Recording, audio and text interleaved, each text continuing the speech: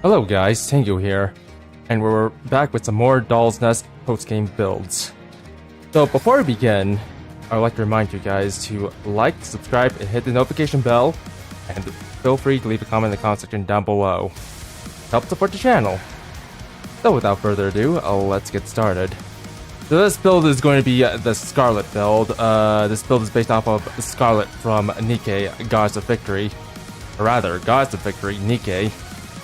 And yeah, there's not much to say about this build, but before I say any more, let's get into the nitty-gritty of this. So for our mobility module, we'll be running the Takuma. For the headset module, we'll be running the Takuma again. For the hanger module, we'll be running the Valves.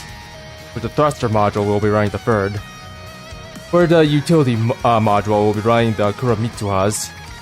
For our primary arms 1, we'll be running the Sabi. And for our primary arms 2, we'll be running the Magatsu. And for the rear arms, we'll be running absolutely nothing because this is going to be mostly a melee build, or rather, entirely a melee build. If you're running what base I'm running, I'll be running the Nog. I'll be running the LSC for the back hair. I'll be running the GAL for the front hair. And I'll be running the Nagara prototype assault armor humanoid form for the body. And just to get this out of the way, I'm going to be showing you all the values I'm using for all the colors here. So bear with me for a moment.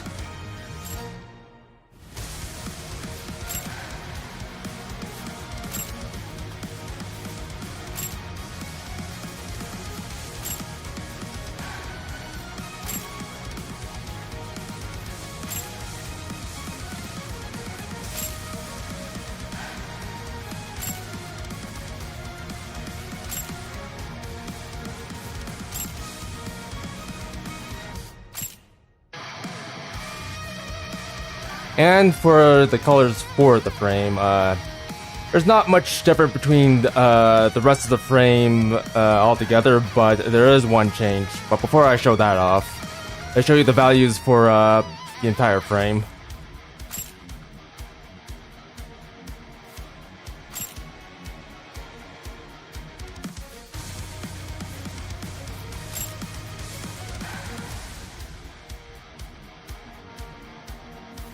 And here's the value for the inner I'm using right now. But there is one difference between the inner for the rest of the frame versus the inner for the thruster modules. For the thruster modules, I'm using these values for the inner. And here's the values I'm using for the weapons.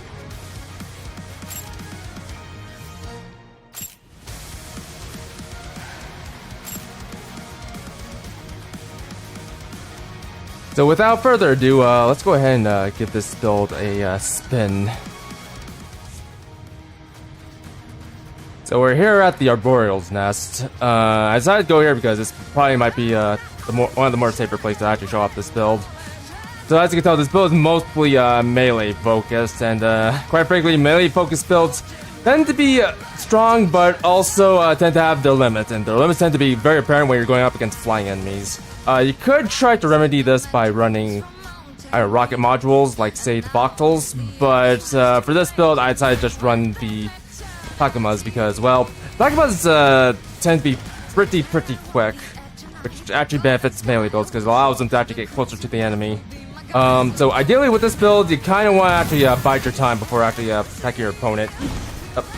And you also want to get really good at using Sabi as well, because the way you want to use the Sabi is you don't want to get close to your enemy. I failed again. One of those rare fail moments from Tango with this game. Also, now this guy's running. You know, I'm sitting normally. But the way you want to use the Sabi is you kind of want to actually attack first and then boost into your enemy. So when you attack, there's a bit of a delay when you have to use the sword. So basically, when I'm about to swing, I don't have to swing immediately. I have to take a bit of a second before I actually do swing. And when you're actually in the middle of a swing, you kind of want to use your boost to get the maximum damage from the Sabi. That's generally how you want to use this, as such. It kind of takes a bit of practice to get used to, but once you get it down, you can do some pretty cool tricks with this. I also decided to bring out the Magatsu for this, because, well, we're running a Scarlet build, and, you know anything about Scarlet, she only uses swords. only swords. That's the whole reason why we're not even running your arms, because we kind of want to fit in with the whole Scarlet aesthetic. This particular build. Actually, you know what? This place might be a bad idea. Tackle, because I just realized there's indoor enemies in this place. But with the Magatsu, you kind of want to charge up your weapon and then try to get a good swing. The nice thing with this build is you don't necessarily need to get a back attack on enemies because you're not too reliant on BP.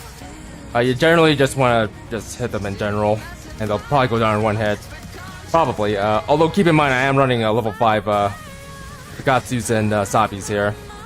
These enemies I might want to skip, probably. Well, I could try to rush them down, but that might be a bit risky. I'll just try to rush them down. For you. Take you out. Alright, that worked out well. A lot better than I thought it would. Also worked out pretty well. Alright, well, I suppose this build isn't entirely weak, although granted, jumping is going to be a problem with this build because this build is quite too much of a jumper. Not too well of a jumper. Let's see here. And by the way, when you're going up against ranged enemies, especially powerful ones, go pop off your shield wherever you can. Let me go ahead and do this. So see how my shield's popped up? You generally want to do that just to keep yourself from getting, taking too much damage when you're getting close. Although be very mindful about using the shield overlay, because if enemies are within your shield, they can hit you. So in general, just be careful about getting too close to enemies when you have your shield overlay on. Make sure you're going to finish them in one strike if you're going to do that. Otherwise, I recommend just cutting the enemy as such.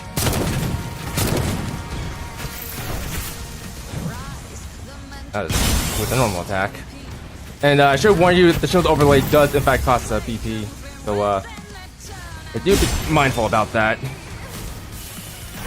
Actually, you don't really need to be too mindful because you're not really using much in terms of BP with this build. You're not really using any firearms or such. You're kind of just using what you got, essentially. Which is your swords. Just your swords. But yeah. There's one thing I do recommend having with this build is simply just patience. I recommend having patience with this build because, yeah, with this build, you're going to want to be careful about, with ranged enemies, especially with nymphs, because nymphs can wreck you pretty easily if you're up too close. On top of that,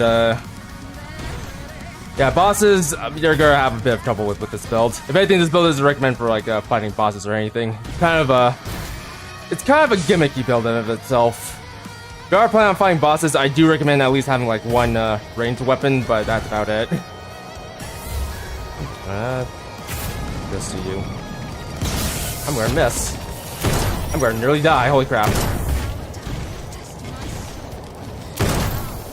All right. Oh.